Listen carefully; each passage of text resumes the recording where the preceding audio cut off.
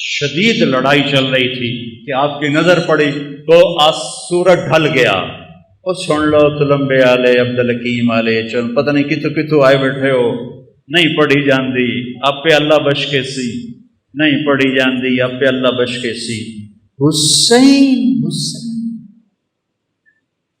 جنت کا سردار، اور موت سر پہ کھڑی ہے۔ اگر ان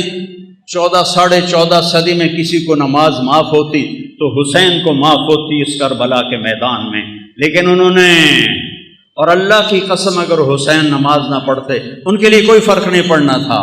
لیکن امت کو پیغام سنانا تھا کہ زیر خنجر بھی یہ پیغام سنایا ہم نے، تیر چل رہے ہیں، تلواریں کی جھنکار ہے، نیز اور تیروں کی سنسناہٹ ہے، اور نیزوں کی کھڑکھڑاہٹ ہے، اور زخمیوں کی چیخ و پکار ہے، اور سورج آگ برسا رہا ہے، اور زمین تپ رہی ہے، اور سورج ڈھلتا ہے، تو میرا امام کہتا ہے نماز کا وقت ہو گیا ہے۔ امام شیر بازار والے آندے جی نہیں پڑھی جاندی، گاہک بڑے ہوندے نہیں پڑھی جاندی، اور میرے نبی کا نواسا کہہ رہا ہے زہیر سے، جو ادھر والا سردار تھا، زہیر شمر سے کہو تھوڑی دیر واسطے نماز پڑھن دے،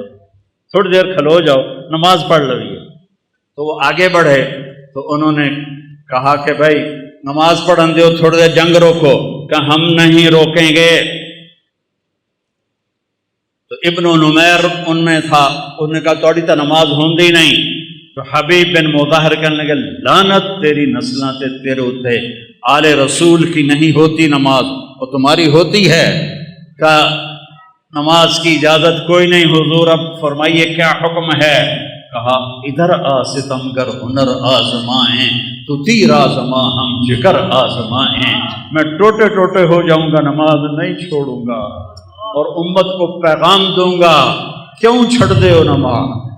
کیوں سجدیاں دے منکر ہوندے ہو، کیوں رب دی بارگاہ متھا نہیں ٹیک دے ہو، کیوں اللہ دے اگوں سربت سجود نہیں ہوندے ہو۔ میں ایڈے وڈے رتبے تے ہو کے اور شہادت دا تاج سر تے سجا تے میں سجدہ کیتا ہے، میں نماز نہیں چھڑی، تھوڑے کول کی گنجائش ہے تسی تلمبے عبدالحکیم چنو کبیر آلے جبے کے نماز چھڑ دے ہو، بھاویں شیعہ ہے، بھاویں سنی ہے، بھاویں بریلوی ہے، دیوبندی ہے، آل حدیث ہے، کتھوں گنجائش ہے نماز چھڑن دی؟ اگر گنجائش ہوتی اس قافلے کو گنجائش ہوتی، نہیں چھوڑی نماز۔ ان کا اچھا آدھے جنگ کرو آدھے نماز پڑھو، وہ پیچھے رہ کی گئے ہیں، زور تک 8 شہید ہو گئے ہیں، آدھوں نے آگے کھڑے ہو کے جنگ کی، آدھوں نے نماز پڑھی، پھر آدھوں آگے آ گئے،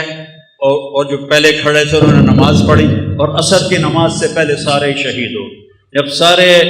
جانثار شہید ہو گئے تو باقی اہل بیت رہ گئے 17۔